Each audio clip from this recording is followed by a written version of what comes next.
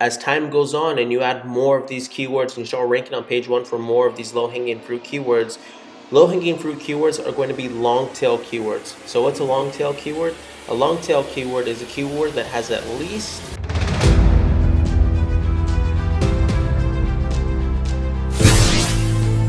But first, my name is Sebastian. I'm the CEO of ZonRush, where we help Amazon sellers optimize their sales for their Amazon business. And if you want to be at the cutting edge of what's working and what's not working today for Amazon sellers, where you want the latest and greatest Amazon tips and tricks, then consider subscribing to my YouTube channel and joining my private Facebook group where we share amazing content like this every day with Amazon sellers. So one of the easiest ways to capture low-hanging fruits with your Amazon PPC campaigns in order to rank for those keywords is to actually see where you're closest to page one already for keywords in your niche.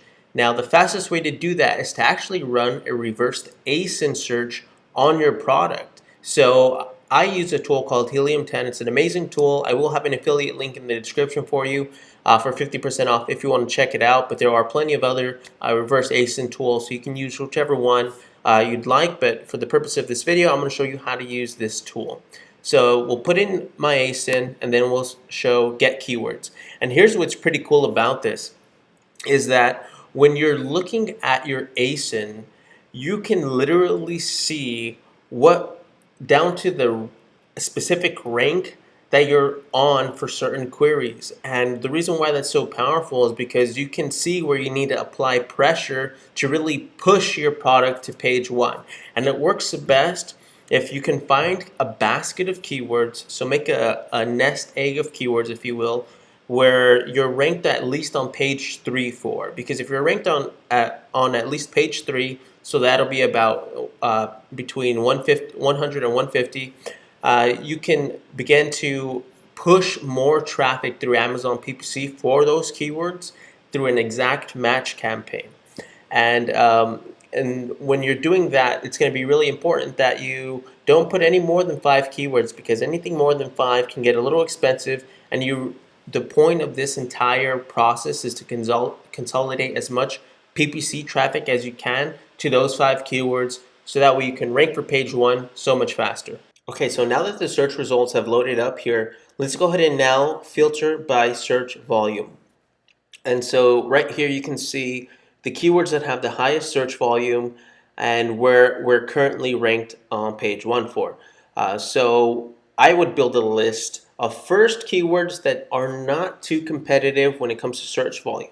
So again, page 3 ranking is where you're going to want to aim for. So right away we can see, let's see, this would be an ideal one, riding lawnmower, okay? And lawnmower 2.0, whatever that means, we'll use that. Lawnmower 2.0.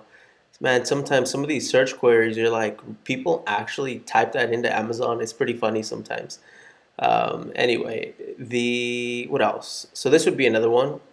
Oh no, that's a name brand, Honda. You might actually see a lot of name brands, and a little tactic, not to digress too much, but a little tactic to do in the future is once you got a sustainable amount of sales coming in, right? You're ranking on page one, you're pushing the rankings through a campaign like I'm showing you how to make right now, for example, where you're finding keywords that have some decent search volume and that you're already ranked within at least the top 3 pages for, and you're only getting to do 5 keywords at a time as an exact match campaign and just push PPC traffic until you're ranked on page one for those. Okay, so once you've found the list of 5 keywords where you're ranked within the top 3 pages for, you're now going to want to build an Amazon PPC campaign. And so when you're putting these keywords in your Amazon PPC campaigns, the purpose of this is to rank for these low-hanging fruits, right? Pick those low-hanging fruits, because as time goes on and you add more of these keywords and you start ranking on page one for more of these low-hanging fruit keywords, low-hanging fruit keywords are going to be long-tail keywords. So what's a long-tail keyword? A long-tail keyword is a keyword that has at least 4 words. Short tail is 3 words or less. Long tail is going to be 4 words or more. And they're a lot easier to rank for because there's just much less competition for these types of keywords. and because everyone's targeting, right, those juicy keywords with high search volume, which will usually have a higher CPC anyway. So this will allow you to rank at a cost-effective rate, and not only is it going to help you rank, on the cheap for Amazon PPC, but it's also going to improve your organic sales, and that's what you want as an Amazon seller. At the end of the day, you want to improve your organic sales. And so once you're ranked on page 1 for those 5 keywords, you build a little bit of momentum to your listing. Then you go back, swap out those 5 keywords, and you put another 5 keywords in with an aggressive bid.